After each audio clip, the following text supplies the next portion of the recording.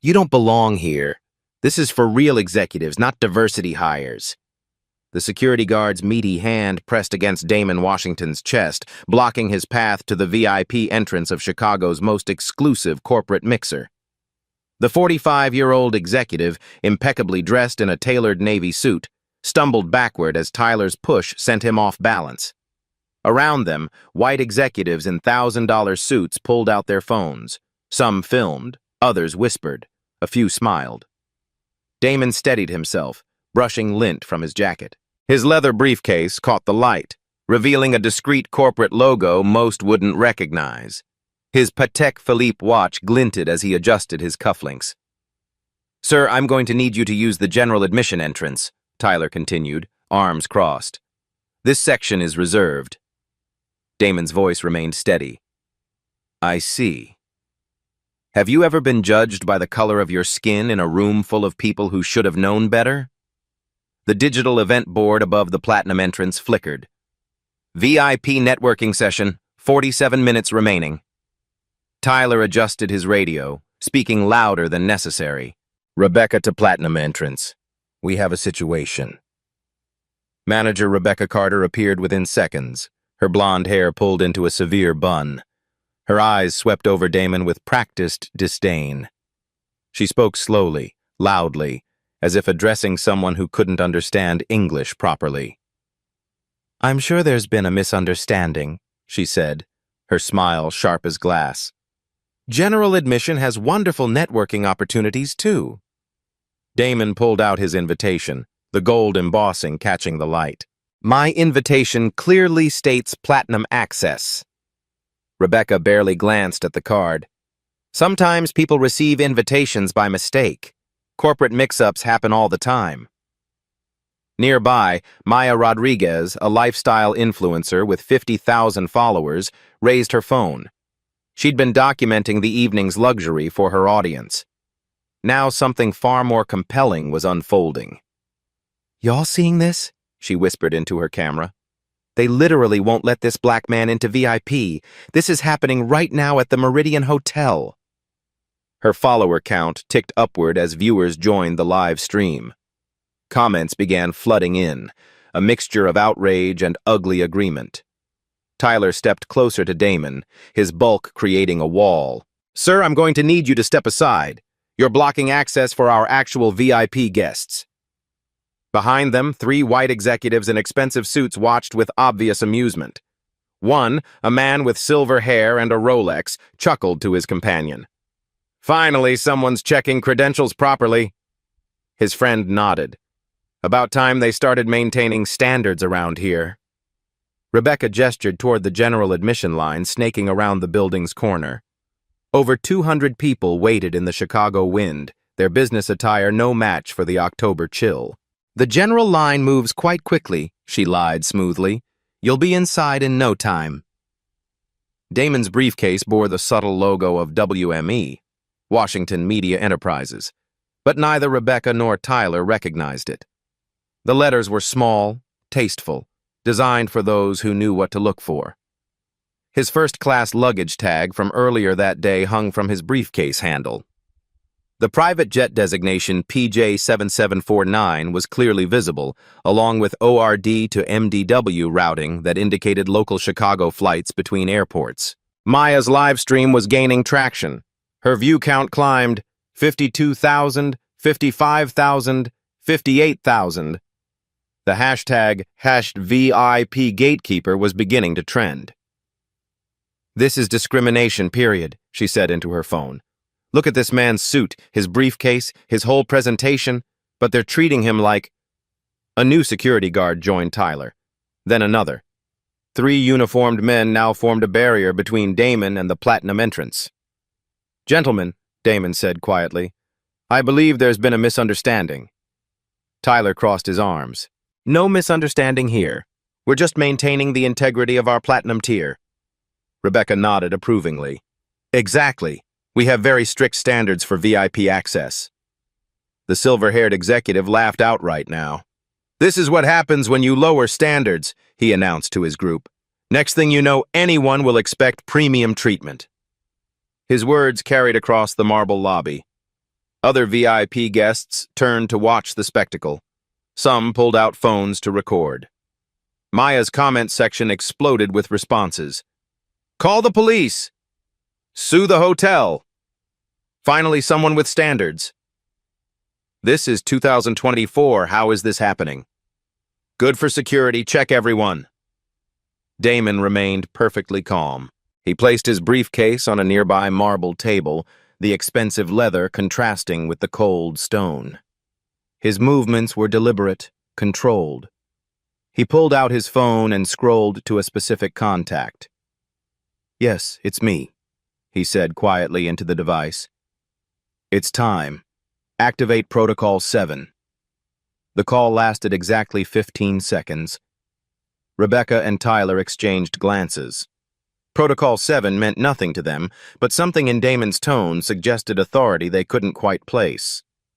"Sir," Rebecca tried again, "I'm sure we can resolve this quickly if you just—" "I understand completely," Damon interrupted, his voice carrying an edge of steel wrapped in silk. "Integrity is everything in business." He began taking photos with his phone. Click. Tyler's name badge. Click. Rebecca's hotel identification. Click. The silver-haired executive's face as he posed mockingly for his friend's camera. Each photo was deliberate, methodical.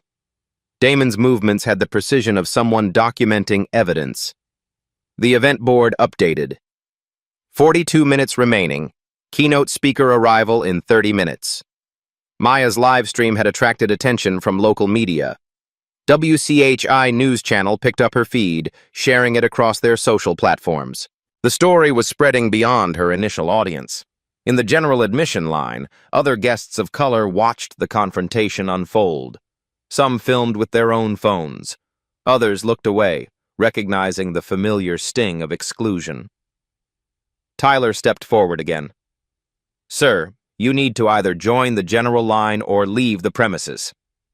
"Of course," Damon replied. "I wouldn't want to violate any policies." He gathered his briefcase, straightening to his full height. At 6 feet tall, he commanded presence despite the humiliation. His next words were spoken softly, but they carried across the marble lobby. "Gentlemen, ladies, I'll remember this evening." The digital board flickered again. VIP networking, 38 minutes remaining. The digital countdown continued its relentless march. 35 minutes remaining. Event organizers, prepare keynote presentation.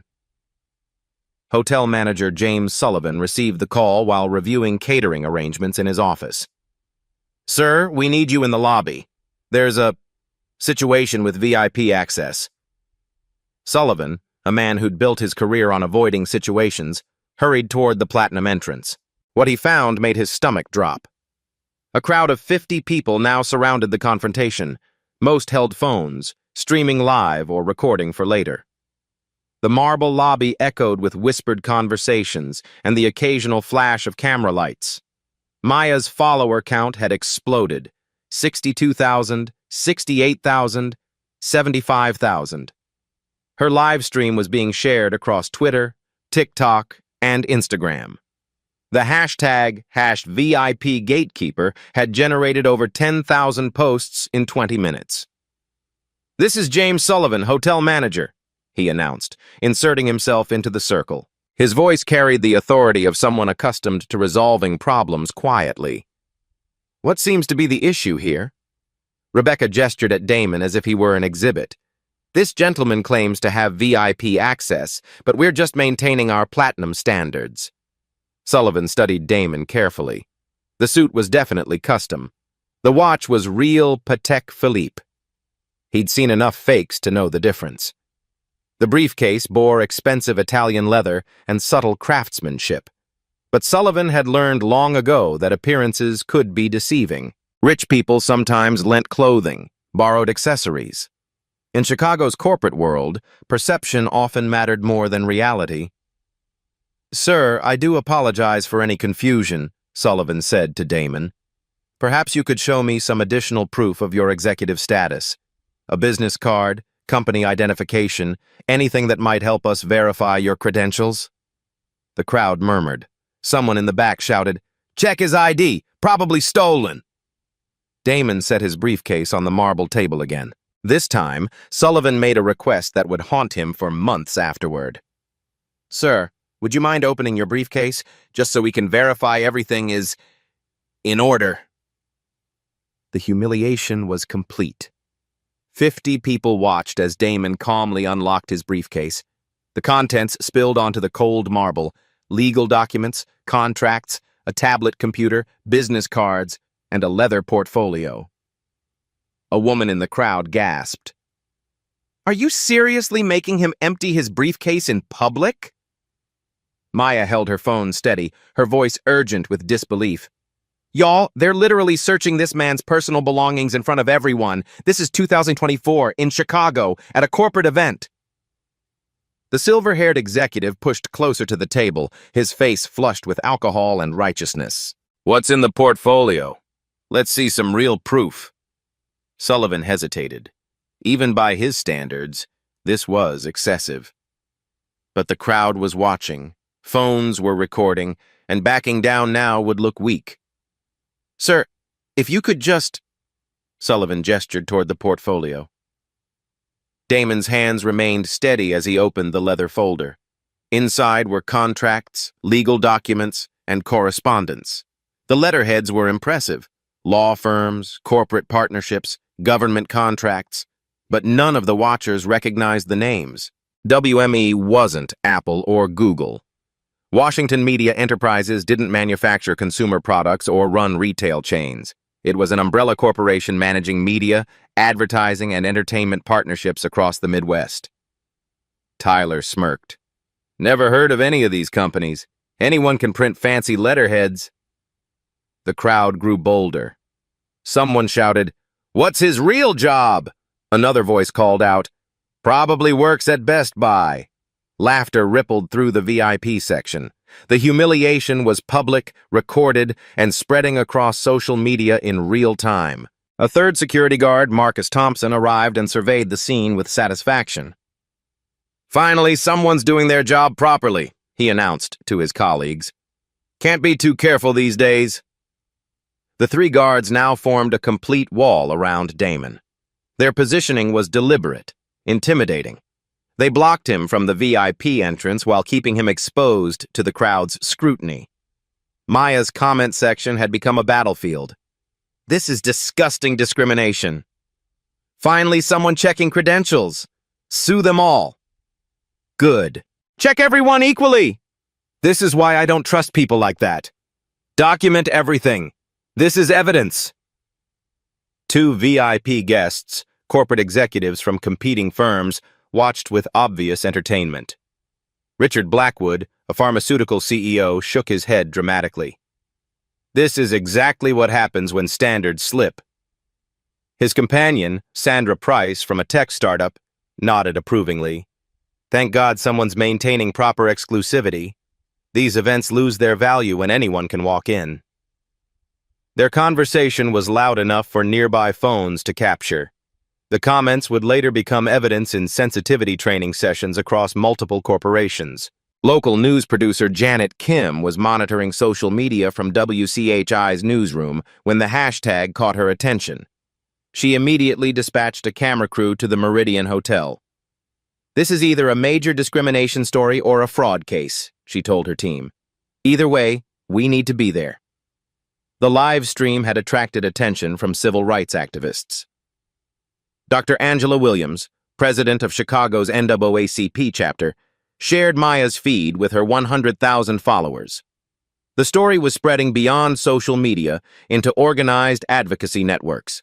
Meanwhile, Damon continued his methodical documentation process. He photographed each person who had spoken against him. He captured their faces, their name badges, their jewelry, their expressions of smug satisfaction. His phone buzzed with incoming messages. He glanced at the screen briefly, and something shifted in his expression. A small smile crossed his face, not humor, but recognition. Sullivan noticed the change. "Sir, is there something amusing about this situation?" "Not amusing," Damon replied quietly. "Educational." The event board updated again. 28 minutes remaining. Keynote speaker has arrived. Sullivan checked his watch nervously. The evening's main event was approaching, and he had a lobby full of guests documenting what looked like a major public relations disaster. "Look," Sullivan said, lowering his voice, "perhaps we can resolve this quietly.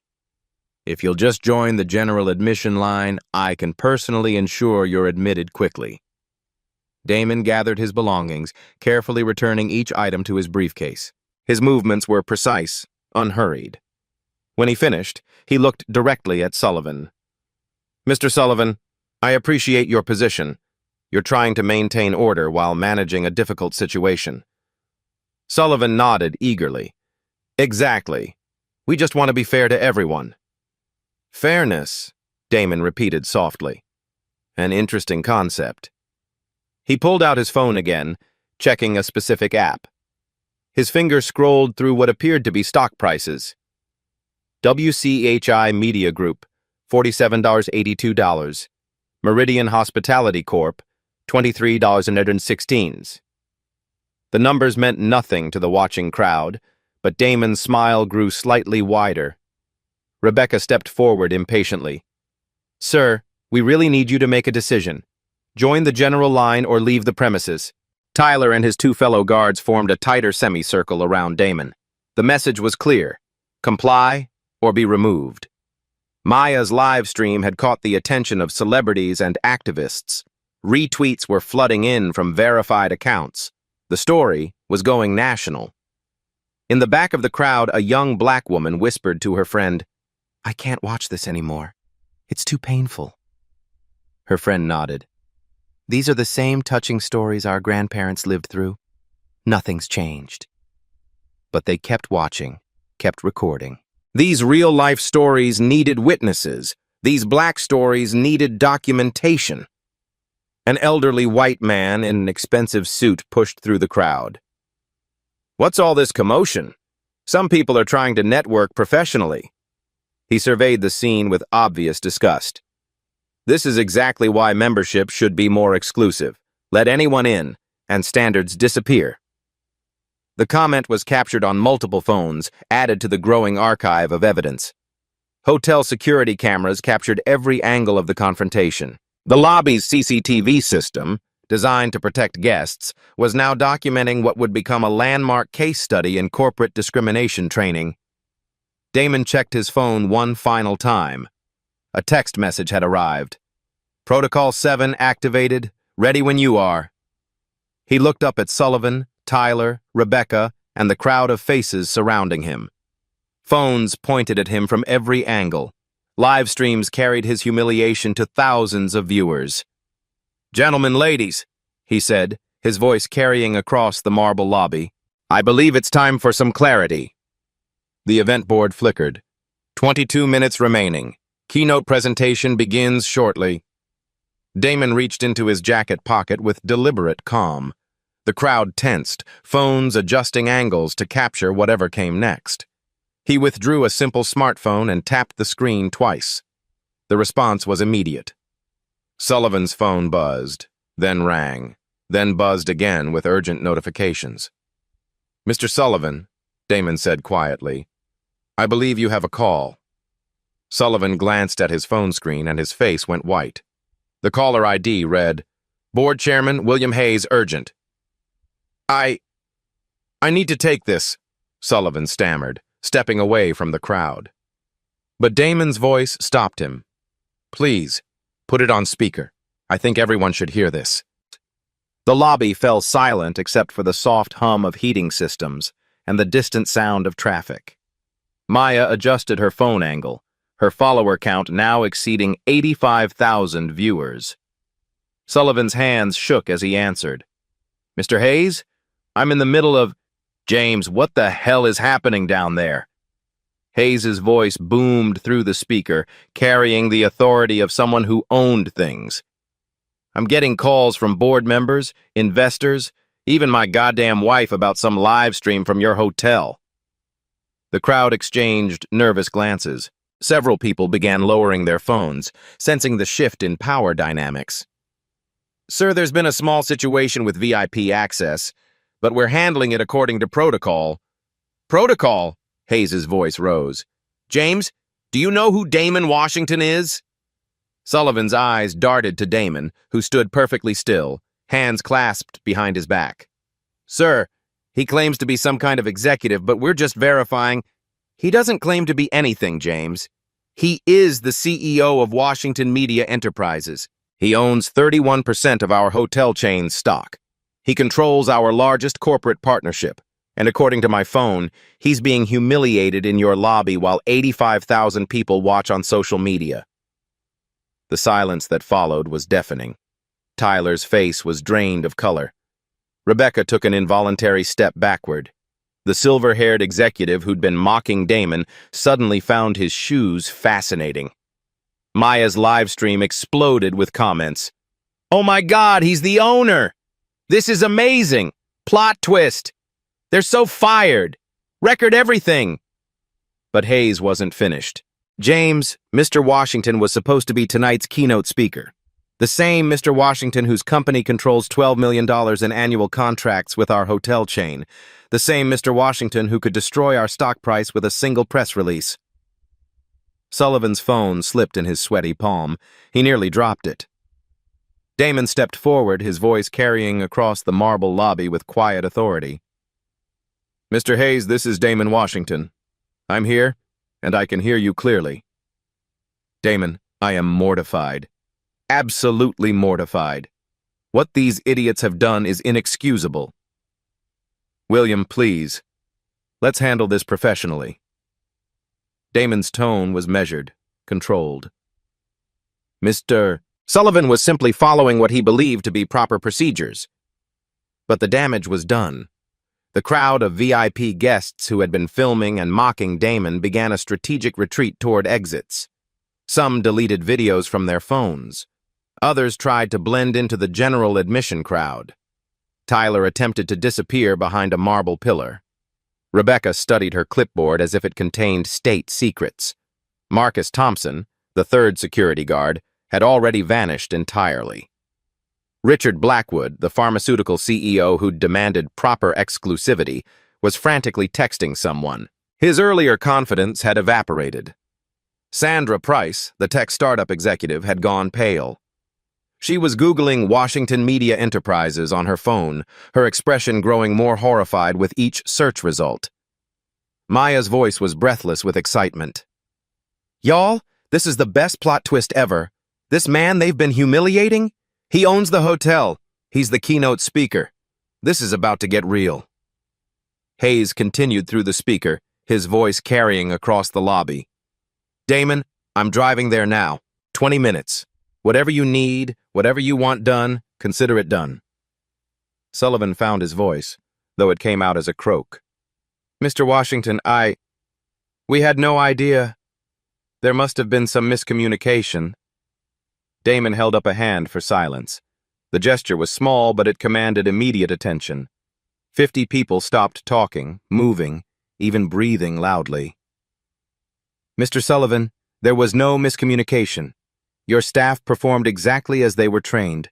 They saw a black man claiming VIP access and assumed he didn't belong. The words hung in the air like smoke. Several people in the crowd shifted uncomfortably. Now, Damon continued, I believe we have 18 minutes before my keynote address begins.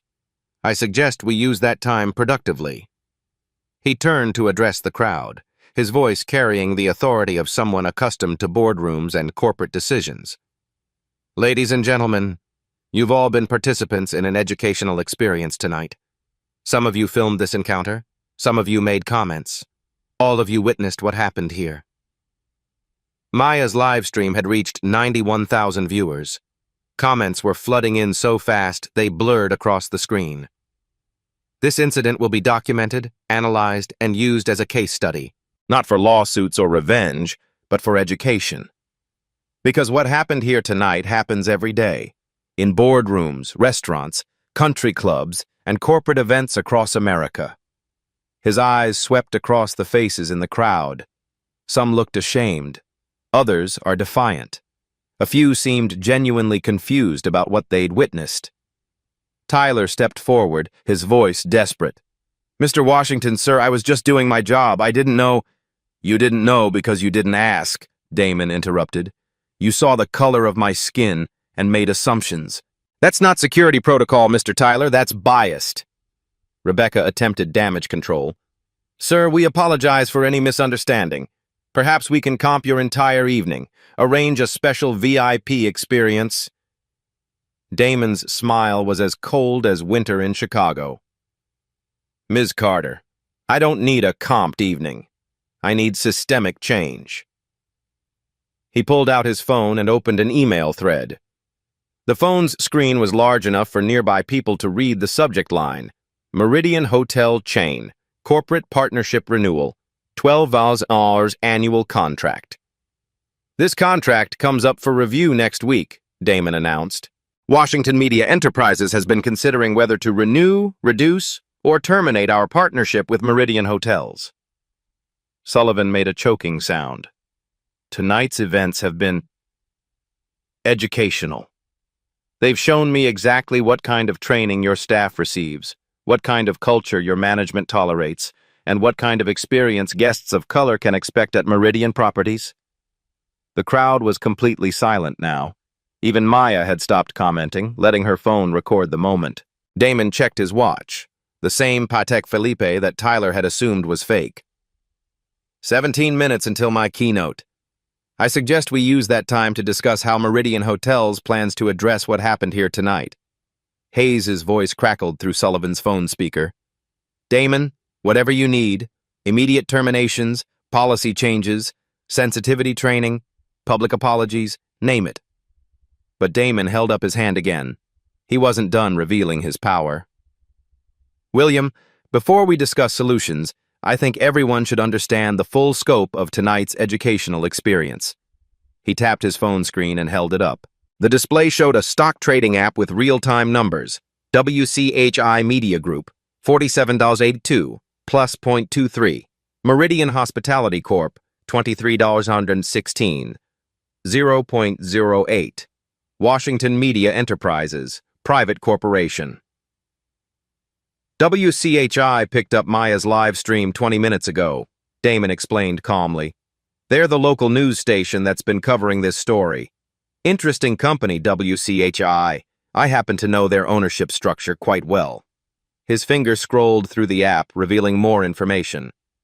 Washington Media Enterprises owns 42% of WCHI Media Group's stock. "We also control advertising relationships with 67% of Chicago's hospitality industry, including Meridian Hotels." The implications hit the crowd like a physical wave. Damon didn't just own part of the hotel chain. He controlled the news coverage. He controlled the advertising revenue that kept their competitors afloat. Maya's comment section exploded with corporate conspiracy theories and social justice celebration in equal measure. "So you see," Damon continued, "tonight's events aren't just about discrimination. They're about business, about reputation, about the financial consequences of bias in corporate America." Sullivan looked like he might faint. Rebecca had gone completely silent. Tyler was staring at his shoes as if they might offer escape from the situation. The VIP guests who remained in the lobby were frantically deleting social media posts, trying to undo their participation in the evening's events. But Damon wasn't finished. There was one more revelation, one final demonstration of the power they'd failed to recognize. "Oh, and one more thing," he said, his voice carrying just a hint of satisfaction. "The keynote address I'm scheduled to deliver tonight, it's titled Unconscious Bias in Corporate Leadership, a Case Study in Real-Time Decision-Making." The lobby erupted in whispers. Some people laughed nervously. Others looked genuinely sick. "I had planned to use hypothetical scenarios and statistical data," Damon continued. "But thanks to tonight's events, I now have a live case study, complete with video documentation, witness testimony, and real-time social media analysis." Maya's follower count hit 95,000. The hashtag #VIPGatekeeper was trending nationally. News vans were pulling up outside the hotel. The event board updated one final time. 15 minutes remaining. Keynote: Unconscious Bias in Corporate Leadership.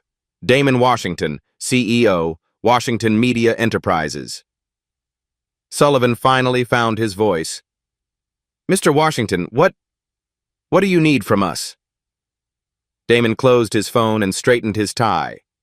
The same tie that Tyler had assumed marked him as someone who didn't belong.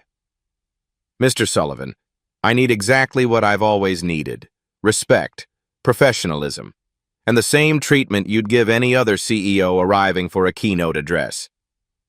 He paused, looking around the lobby at the faces that had watched his humiliation and were now witnessing his vindication.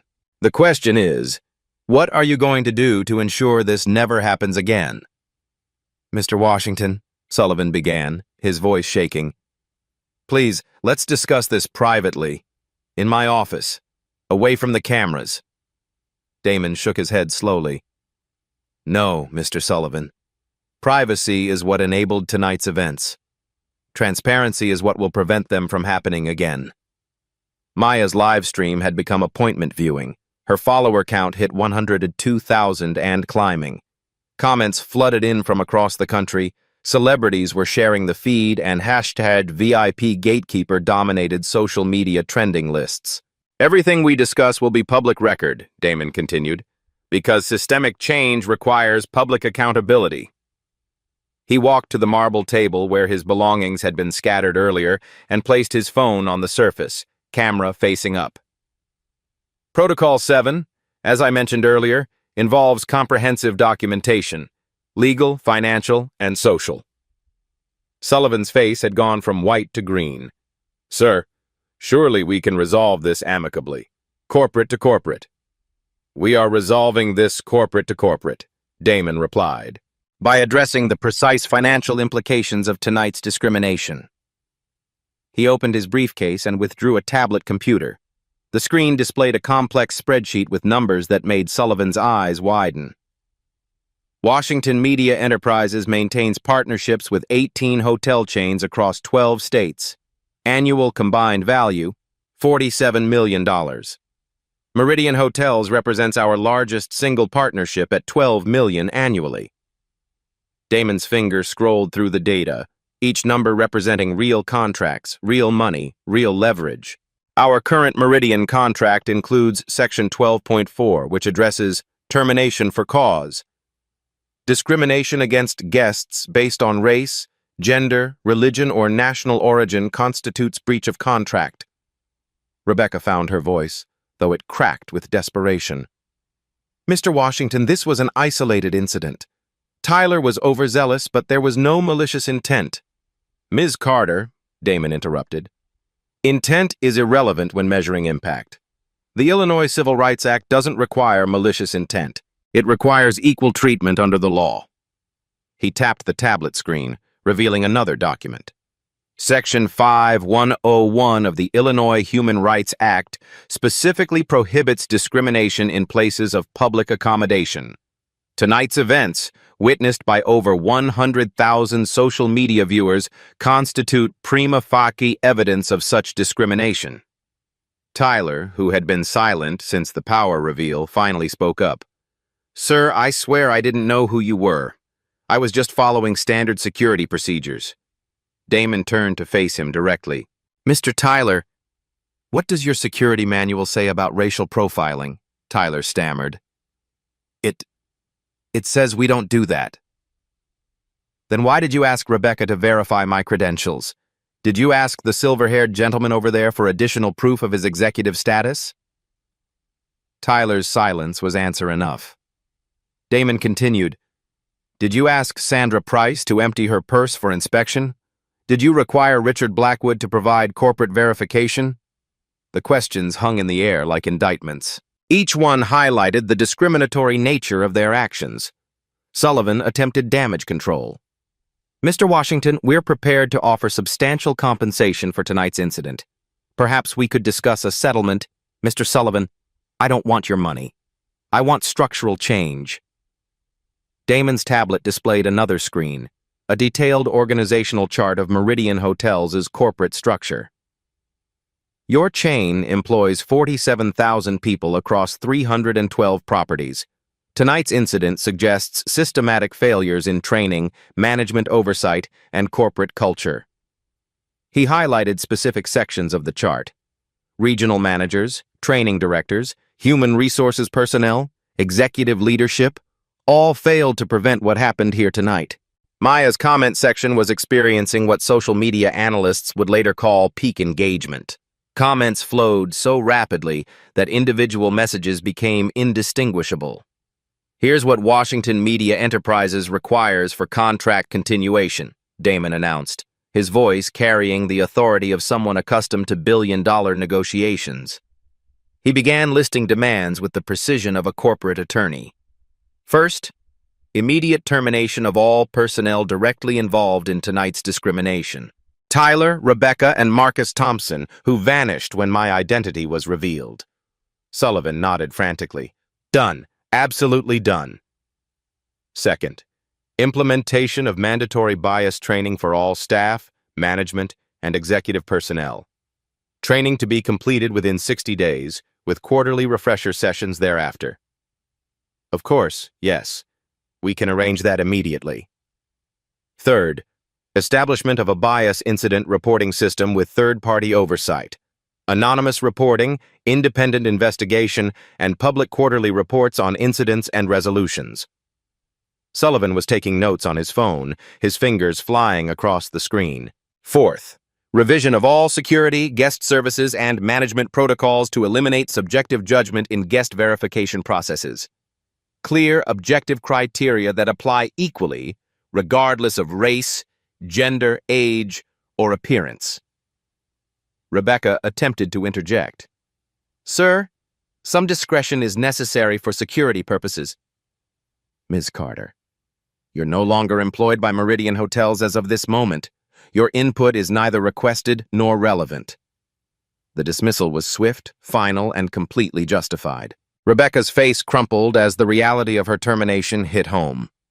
Fifth, Damon continued, establishment of a diversity advisory board with real authority to review policies, investigate complaints, and implement changes. The board will include community leaders, civil rights attorneys, and subject matter experts. "Absolutely," Sullivan agreed. "Whatever you recommend." Sixth, public accountability measures. Monthly diversity reports published on Meridian's website, including demographic data on guest complaints, employee disciplinary actions, and training completion rates. Damon's demands were comprehensive, addressing not just tonight's incident but the systemic issues that enabled it. Seventh, financial commitment to community outreach and education. $100,000 annually to support civil rights organizations and bias prevention programs in each major market where Meridian operates. The numbers were adding up. Training costs, system implementation, advisory board expenses, community contributions. The financial impact would be substantial. Eighth, personal accountability for executive leadership. James Sullivan, your performance review will include specific diversity and inclusion metrics. Failure to meet targets will result in termination for cause. Sullivan's job was now directly tied to preventing future incidents of discrimination. These 8 requirements are non-negotiable conditions for contract renewal, Damon stated firmly. Failure to implement any of them will result in immediate termination of Washington Media Enterprises' partnership with Meridian Hotels. He pulled up another screen on his tablet showing financial projections. Termination would impact Meridian's annual revenue by approximately 8%, based on direct contracts and secondary advertising relationships.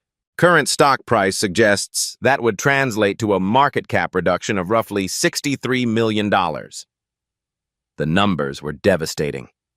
Meridian couldn't afford to lose Washington Media Enterprises as a partner. Additionally, Damon continued, WCHI News will be producing a documentary about tonight's events. The documentary will examine corporate bias training, legal compliance, and the financial consequences of discrimination in hospitality industries. Maya's live stream had become a cultural phenomenon. News outlets were picking up the story.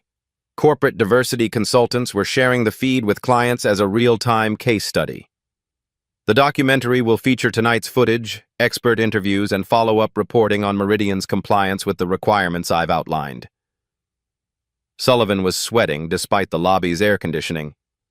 Mr. Washington, these requirements are extensive. I'll need board approval for some of them. You'll have board approval, Damon replied confidently. William Hayes is currently in his car driving here to personally ensure compliance. He understands the financial implications of non-compliance. As if on cue, Sullivan's phone buzzed with a text from Hayes. Agree to everything. Legal is reviewing termination procedures for staff involved. The corporate machinery was already in motion. Lawyers were being awakened, PR firms were being contacted, and damage control efforts were beginning across multiple departments. Finally, Damon said, checking his watch, all of these changes will be implemented under the oversight of Washington Media Enterprises' legal department. We'll be monitoring compliance, reviewing reports, and conducting spot audits to ensure sustainable change. He closed his tablet and returned it to his briefcase. We have 7 minutes before my keynote address begins. I suggest you use that time to begin termination procedures for Tyler, Rebecca, and Marcus Thompson. Sullivan was already on his phone, speaking rapidly with human resources. The conversation was brief and decisive. Mr. Washington, Sullivan said after ending the call, all 3 security personnel have been terminated effective immediately. Their access has been revoked, and they've been escorted from the building. Damon nodded approvingly. Excellent. That's a solid first step toward systemic change. Maya's voice carried across the lobby as she addressed her audience. Y'all, this is how you create real change. Not with anger, not with lawsuits, but with leverage, accountability, and the power to demand better. The event board updated. 5 minutes remaining. Keynote presentation.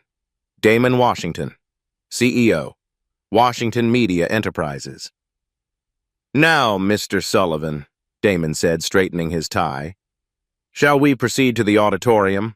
I have a speech to deliver about unconscious bias in corporate leadership.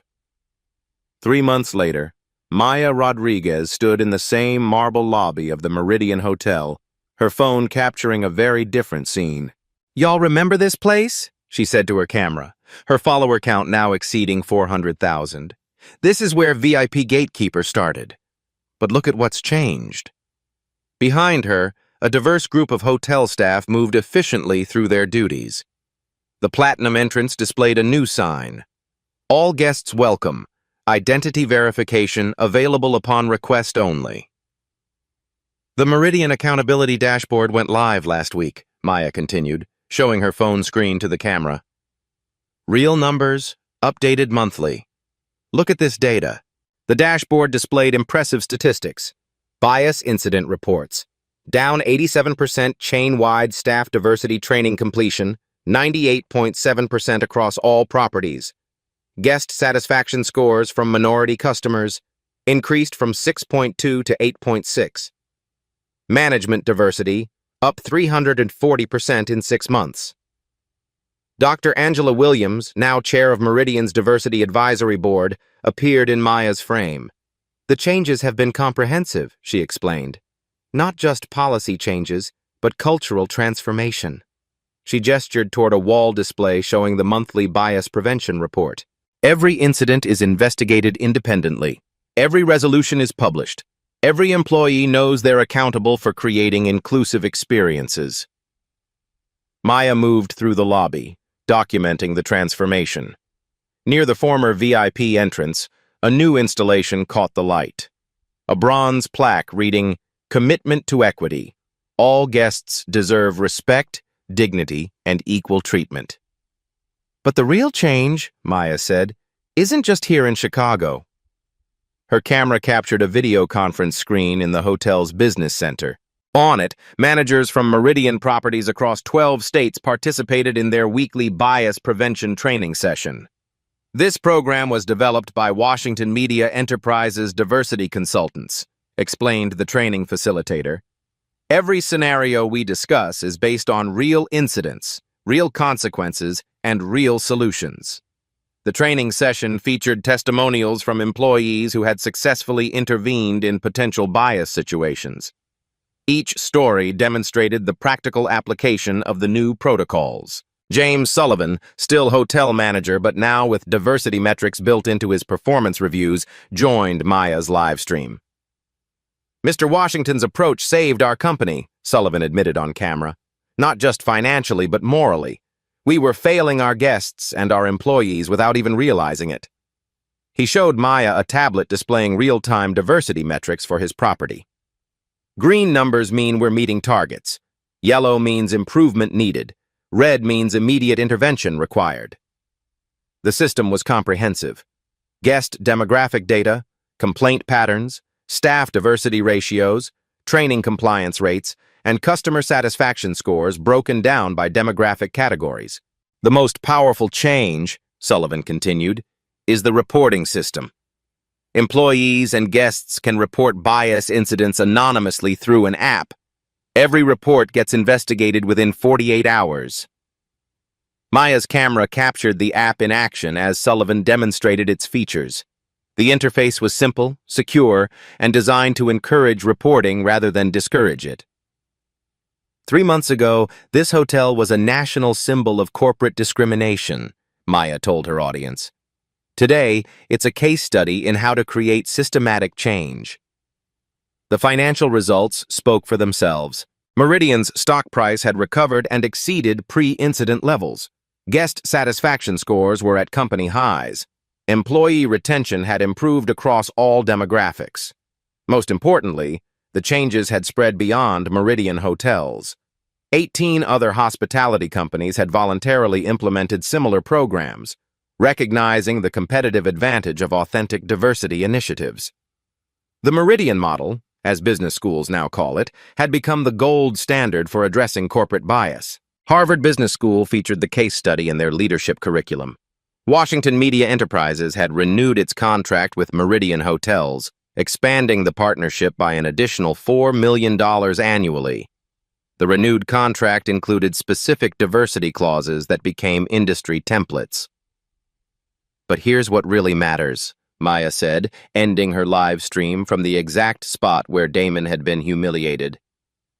"These touching stories, these real-life stories about discrimination, they don't have to end in pain anymore." She gestured around the transformed lobby. "They can end in progress. They can end in accountability. They can end in change that makes sure the next person who walks through these doors gets treated with the respect they deserve."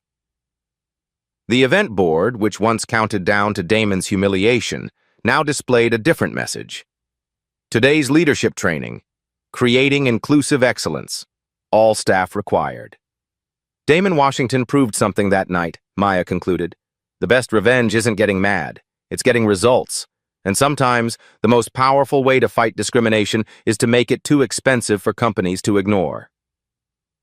As Maya ended her live stream, a young black executive approached the platinum entrance. The staff member greeting him was polite, professional, and welcoming. No additional verification was requested. No assumptions were made. The system worked exactly as designed. Today, Damon Washington's keynote address from that October evening has been viewed over 15 million times across multiple platforms. The speech, titled, "When Dignity Meets Data, Transforming Corporate Bias Through Strategic Accountability," became required viewing at business schools nationwide. But the real legacy extends far beyond viral videos and academic curricula. The Washington Protocol, the 8-point framework Damon demanded that night, has been adopted by over 200 corporations across 17 industries. From tech companies in Silicon Valley to financial firms on Wall Street, organizations recognized that bias isn't just morally wrong, it's financially destructive. Maya Rodriguez parlayed her live stream fame into a career as a corporate accountability journalist. Her Black Voices Speak channel now has 2.3 million subscribers, documenting life stories that matter, touching stories that inspire change, and real-life stories that prove individual actions can create systemic transformation. What happened that night wasn't just about one man's humiliation, Maya explains in her most recent documentary. It was about the power of preparation meeting the moment of truth. Damon Washington didn't just experience discrimination, he transformed it into education. The Meridian Hotel, where everything began, now hosts an annual Dignity in Leadership Conference. Executives from around the world gather to study how strategic thinking and calm power can create more change than anger and lawsuits. Dr. Angela Williams, who chairs the Diversity Advisory Board, often speaks to attendees about the evening's broader implications. These black stories, these experiences of exclusion and bias, they're not isolated incidents. They're systematic patterns that require systematic solutions. The conference features a permanent exhibit, from humiliation to transformation. Visitors can watch Maya's original live stream, read the 8 demands Damon made, and track the measurable outcomes that followed. Tyler, Rebecca, and Marcus Thompson, the 3 security personnel fired that night, all completed court-mandated bias training. Tyler now works as a diversity consultant, helping other security companies recognize and prevent discriminatory practices. His story became part of the training curriculum he once violated. "I learned that night that intent doesn't matter if the impact causes harm," Tyler says in training videos. "Mr. Washington taught me that accountability isn't punishment, it's education." But perhaps the most powerful aftermath is the simplest: the countless black executives, entrepreneurs, and professionals who now walk into corporate spaces without facing the humiliation Damon experienced. The system worked. Data drove decisions. Accountability created change. "This story teaches us something fundamental," Damon Washington said in a recent interview. "The most effective response to discrimination isn't always confrontation. Sometimes it's preparation. Sometimes it's patience. Sometimes it's the quiet power of strategic thinking. Change doesn't come from getting mad. It comes from getting results." Have you witnessed discrimination in corporate spaces? Have you experienced the sting of being judged by appearance rather than capability? Share your touching stories in the comments below. Your experiences matter. Your voice creates change. Hit subscribe to the Black Voices Speak channel for more real-life stories that prove ordinary people can create extraordinary transformation. Because the best revenge isn't getting even, it's getting better.